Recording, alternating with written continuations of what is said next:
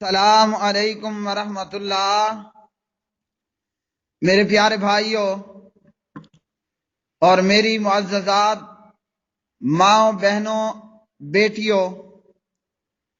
بلوغ المرام کتاب الطہارہ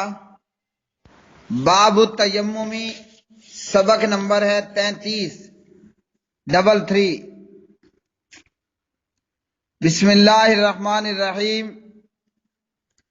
وعن ابن عباس رضی اللہ تعالی عنہما فی قولہ عز وجل وَإِن كُنتُم مَّرْضَىٰ أَوْ عَلَىٰ سَفَرٍ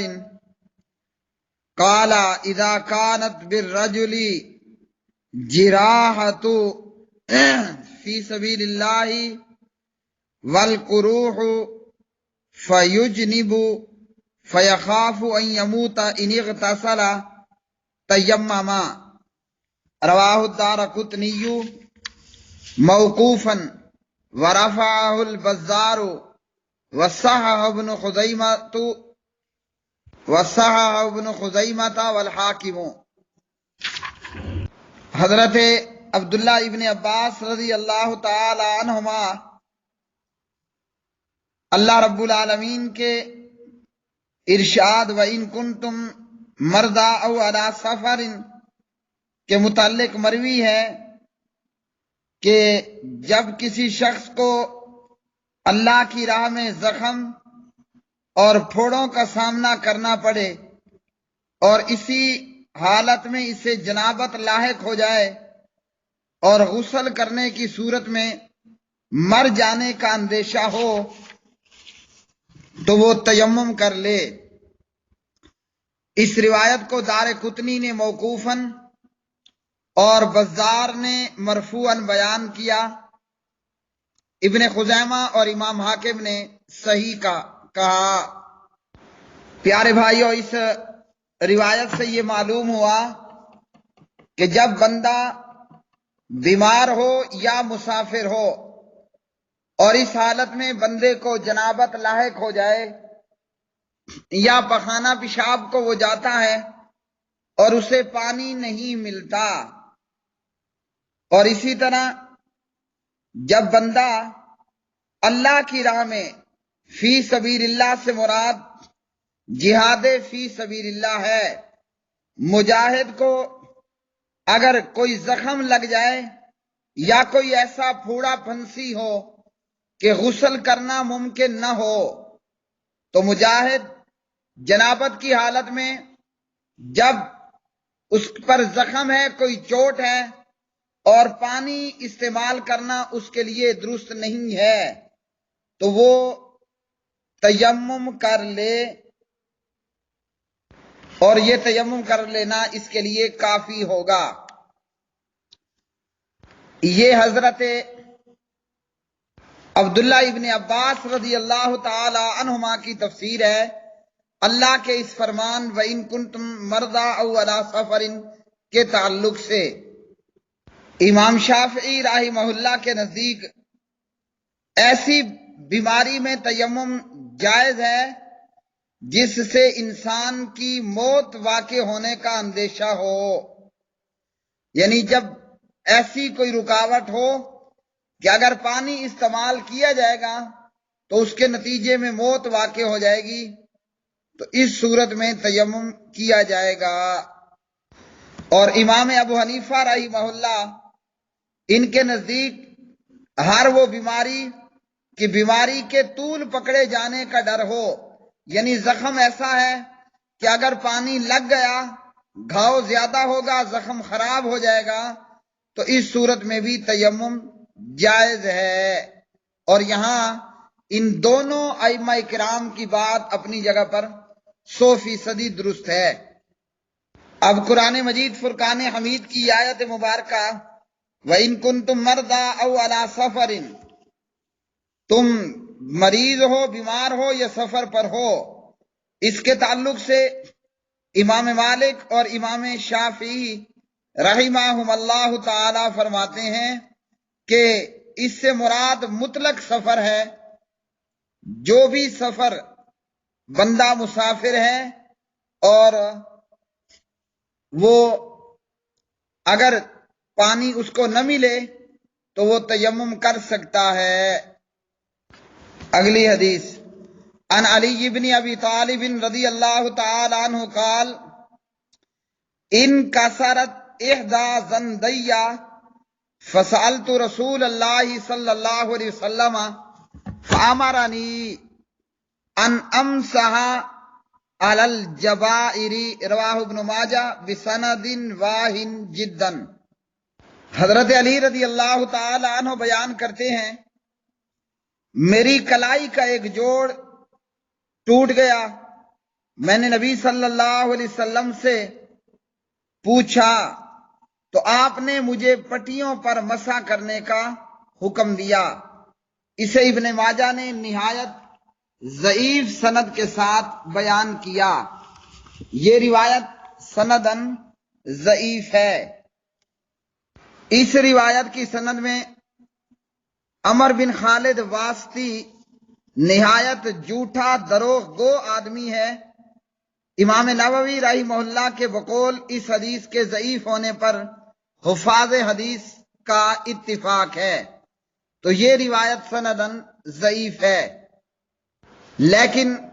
اگر زخم پر پٹی باندھ رکھی ہے یا زخم پر پٹیاں باندھ رکھی ہیں تو پانی لگانے کی بجائے ان پر مسح کیا جائے گا تاکہ پانی زخم تک پہنچ کر زخم کو خراب نہ کرے۔ اگلی حدیث، عن جابر رضی اللہ تعالی عنہ فی الرجل الذی شج فاغتسل فمات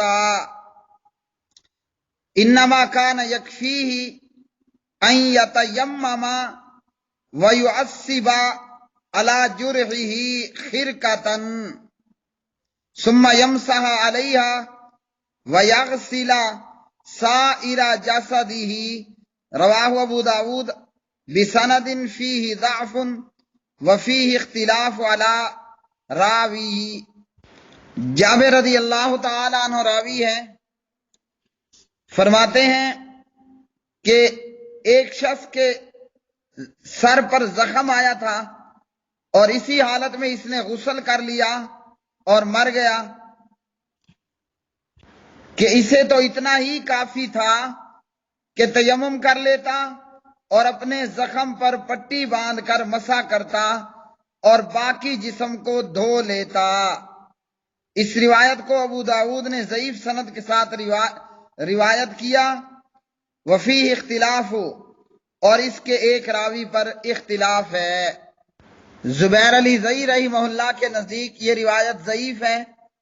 اور شیخ البانی رحمہ اللہ نے حدیث کے آخری حصے انما کانا یکفی کا یکفی ہی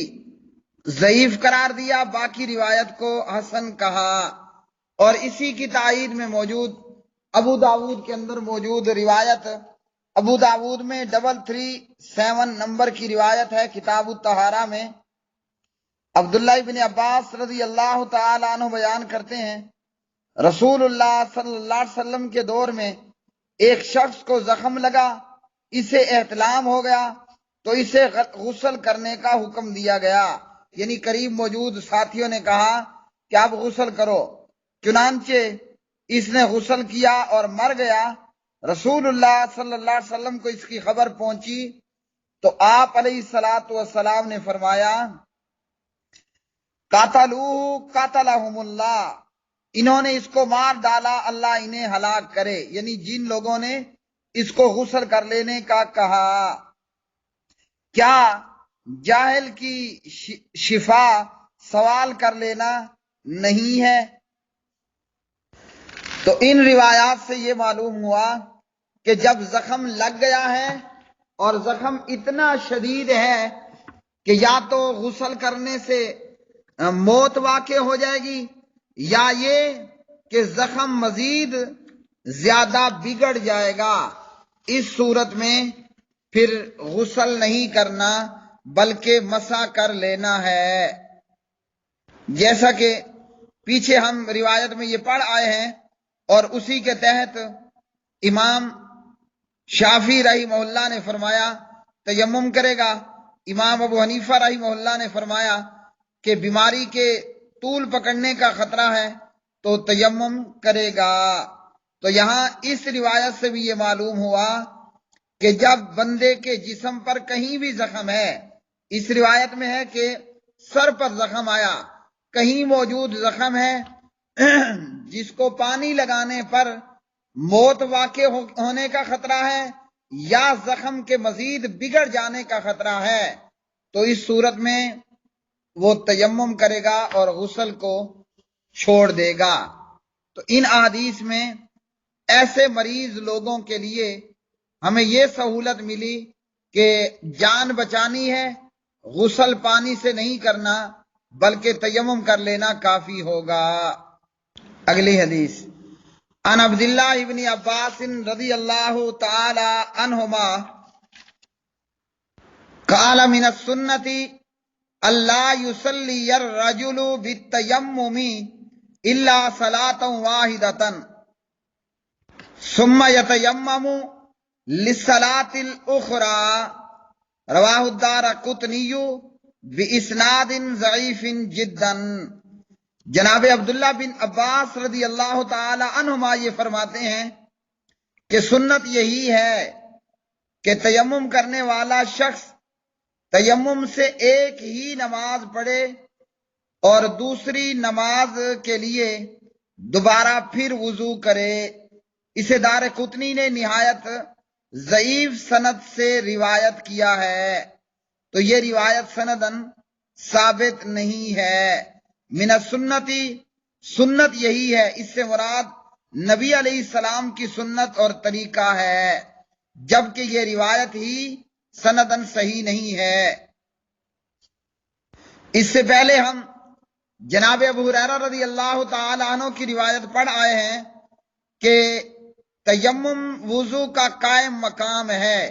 تو جیسے ایک وضو سے کئی نمازیں پڑھنا درست ہے جب تک کہ حدث نہ ہو، اسی طرح تیمم سے بھی کئی نمازیں ادا کرنا درست ہے جب تک کہ حدث واقع نہ ہو۔ اس روایت کے ضعیف ہونے کی وجہ سے فقہائے محدثین کرام رحمہم اللہ تعالی اس بات کے قائل نہیں ہیں، یعنی محدثین فقہا کا بھی یہی کہنا ہے کہ جب تیمم وضو کے قائم مقام ہے تو جیسے ایک وضو سے ڈھیروں نمازیں، ایک تیمم سے بھی کئی نمازیں، جب تک کہ حدث واقع نہ ہو جائے، یعنی یا تو پھر سے احتلام ہو جائے یا پخانہ پیشاب کی ضرورت ہو جائے یا شرمگاہ کو ہاتھ لگ جائے یا حدث یہ ہے کہ بندہ ہوا خارج کر دے، تو ایک ہی تیمم سے کئی نمازیں ادا کرنا درست ہے، الا یہ کہ حدث اکبر یا حدث اصغر واقع ہو جائے۔ پیارے بھائیوں اور میری قابل صد احترام بہنوں، آج کے سبق سے اور آج کی حدیث سے ہمیں یہ معلوم ہوا کہ جب بندے کو زخم ہے یا کوئی ایسا مسئلہ، ایسی بیماری ہے کہ وضو کرنے میں بیماری بڑھ جائے گی پانی استعمال کرنے میں، یا غسل کرنے میں پانی استعمال کرنے میں جان جانے کا خطرہ ہے، بیماری کے بڑھ جانے کا خطرہ ہے، تو اس صورت میں غسل کے لیے بھی اور وضو کے لیے بھی تیمم کیا جائے گا۔ اور اسی طرح ایک تیمم سے جب تک کہ حدث نہیں ہوتا ایک سے زیادہ نمازیں پڑھنا یہ بھی درست ہے۔ تو میرے پیارے بھائیوں، ان احادیث سے ہمیں یہ معلوم ہوا کہ اللہ سبحانہ و تعالی اپنے بندوں پر رحیم و کریم ہے، اور اللہ نے جو رسول ہمیں عطا کیا وہ بھی رحمت للعالمین ہے۔ اللہ نے جو شریعت اتاری وہ شریعت بھی ایمان والوں کے لیے رحمت ہے سراپا۔ اب اتنے سارے اللہ نے ہمیں پیکج اور اتنی ساری اللہ نے ہمیں سہولیات دی ہیں، اس کے باوجود ہم اللہ کے اس دین پر عمل کرنے میں سستی، کاہلی اور بے رغبتی اختیار کریں تو محترم میرے پیارے بھائیوں، میں سمجھتا ہوں کہ اس سے بڑا بدنصیب کوئی نہیں ہوگا جو اس قدر نرم و ملائم اور اس قدر پرسہولت شریعت پر بھی عمل کرنے میں سستی کرے۔ تو اللہ سبحانہ و تعالی اپنے بندوں پر رحمان و رحیم ہے، اس کا نبی رحمت للعالمین ہے۔ اللہ کی جناب سے آئی ہوئی نازل کردہ شریعت وہ کس قدر ہمارے لیے بھرپور پیکیجز سے بھری ہوئی شریعت ہے کہ اللہ نے ہمیں تکلیف میں نہیں ڈالا، ہر موقع پر ہمارے لیے آسانیاں ہی آسانیاں ہیں۔ تو انتہائی محروم اور انتہائی قابل افسوس وہ لوگ ہیں جو اس جیسی بہترین شریعت پر بھی عمل کرنے میں کوتاہی برتے ہیں۔ اللہ سبحانہ و تعالیٰ سے دعا ہے کہ اللہ رب رحمان قرآن اور حدیث کو، قرآن اور سنت کو پڑھنے، اسے عام کرنے، اسے بیان کرنے اور اس پر عمل پیرا ہونے کی توفیق عطا فرمائے۔ وآخر دعوانا ان الحمد للہ رب العالمین۔